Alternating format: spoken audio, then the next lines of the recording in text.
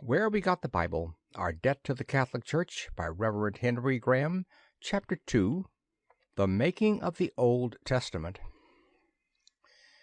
Now, looking at the Bible as it stands today, we find it is composed of 73 separate books, 46 in the Old Testament and 27 in the New. How has it come to be composed precisely of these 73 and no others, and no more and no less?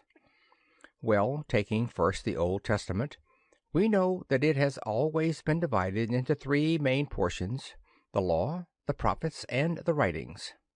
The Law, as I remarked before, was the nucleus, the earliest substantial part which at one time formed the sole book of Scripture that the Jews possessed. Moses wrote it and placed a copy of it in the ark. That was about 3,300 years ago. To this were added, long afterwards, the prophets and the writings, forming the complete Old Testament. At what date precisely the volume or canon of the Old Testament was formally closed and recognized as complete forever is not absolutely certain. When was the Old Testament compiled? Some would decide for about the year 430 B.C., under Esdras and Nehemiah, resting upon the authority of the famous Jew Josephus, who lived immediately after our Lord, and who declares that since the death of Artaxerxes, B.C. 424, no one had dared to add anything to the Jewish Scriptures, to take anything from them, or to make any change in them. Other authorities again contend that it was not till near 100 B.C. that the Old Testament volume was finally closed by the inclusion of the Writings. But whichever contention is correct, one thing at least is certain, that by this last date, that is, for 100 years before the birth of our blessed Lord, the Old Testament existed precisely as we have it now. Of course, I have been speaking so far of the Old Testament in Hebrew because it was written by Jewish authority in the Jewish language, namely Hebrew, for Jews, God's chosen people. But after what is called the dispersion of the Jews, when that people was scattered abroad and settled in many other lands outside Palestine, and began to lose their Hebrew tongue and gradually became familiar with Greek, which was then a universal language, it was necessary to furnish them with a copy of their sacred Scriptures in the Greek language. Hence arose that translation of the Hebrew Old Testament into Greek known as the Septuagint. This word means in Latin 70, and is so named because it is supposed to have been the work of 70 translators who performed their task at Alexandria, where there was a large Greek-speaking colony of Jews. Begun about 280 or 250 years before Christ, we may safely say that it was finished in the next century. It was the acknowledged Bible of all the Jews of the dispersion in Asia as well as in Egypt, and was the version used by our Lord, His apostles and evangelists, and by Jews and Gentiles and Christians in the early days of Christianity. It is from this version that Jesus Christ and the New Testament writers and speakers quote when referring to the Old Testament. But what about the Christians in other lands who could not understand Greek?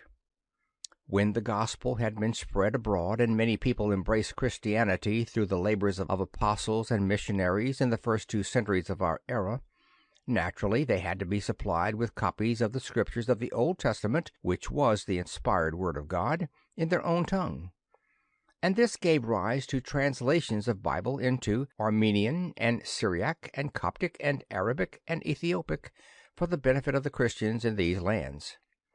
For the Christians in Africa, where Latin was best understood, there was a translation of the Bible made into Latin about 150 A.D., and later another and better for the Christians in Italy. But all these were finally superseded by the grand and most important version made by St. Jerome in Latin called the Vulgate, that is, the common or current or accepted version. This was in the 4th century of our era. By the time St. Jerome was born, there was great need of securing a correct and uniform text in Latin of Holy Scripture, for there was a danger, through the variety and corrupt condition of many translations then existing, lest the pure Scripture should be lost. So Jerome, who was a monk and perhaps the most learned scholar of his day, was commanded by Pope St. Damasus to make a new and perfect Latin version of the Bible. This he did in his cell at Bethlehem between the years 383 to 404 A.D., translating the Old Testament directly from the Hebrew and not from the Greek Septuagint, and the New Testament, which was by this time practically settled, from the original Greek. This was the celebrated Vulgate, the official text in the Catholic Church, the value of which all scholars admit to be simply inestimable, and which continued to influence all other versions and to hold the chief place among Christians down to the Reformation. I say the official text because the Council of Trent in 1546 issued a decree stamping it as the only recognized and authoritative version allowed to Catholics.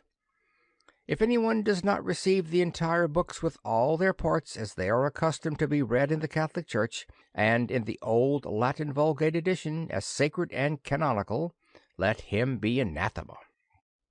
It was revised under Pope Sixtus V in 1590, and again under Pope Clement VIII in 1593, who is responsible for the present standard text.